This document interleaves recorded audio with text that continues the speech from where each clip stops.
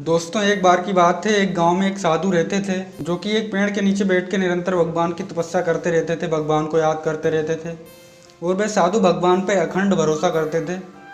एक बार की बात है, गांव में बाढ़ आ गई। तो गांव में अफरा तफरी मच गई। लोग चारों तरफ भागने लगे, ऊंचे स्थानों पर भागने लगे और अपना बचाव कार्य करने लगे।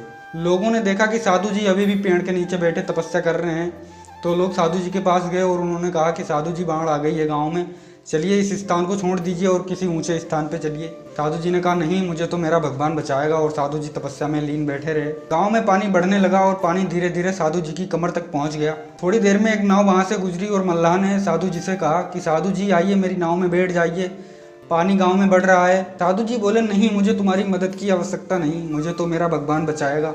जब निरंतर गांव में पानी बढ़ता रहा तो साधु जी को लगा कि अब पेड़ के ऊपर चढ़ जाना चाहिए और साधु जी पेड़ के ऊपर चढ़कर बैठ गए और तपस्या करने लगे। थोड़ी देर बाद साधु जी ने गड़गड़ाहट की आवाज़ सुनी और ऊपर देखा तो हेलीकॉप्टर आया हुआ था।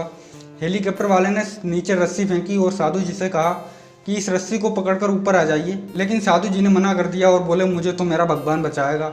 साधु जी की जिद के कारण हेलीकॉप्टर वाले ने भी हार मान ली और वहां से चला गया। थोड़ी देर बाद वह पेड़ भी बाढ़ में बह गया जिस पेड़ पे साधु जी बैठे थे और साधु जी की मौत हो गई। जब साधु जी भगवान के पास पहुंचे तो साधु जी ने भगवान से एक सवाल पूछा कि हे प्रभु, मैंने इतनी सच्ची मन से, सच्चे दिल से आपकी आराधना की, आपकी पूजा तपस्या की, लेकिन जब गांव में बाढ़ आई तो आप मेरी मदद के लिए क्यों नहीं आए? तो भगवान ने कहा, साधु जी, मैं आपकी मदद के लिए 3 बार आया था।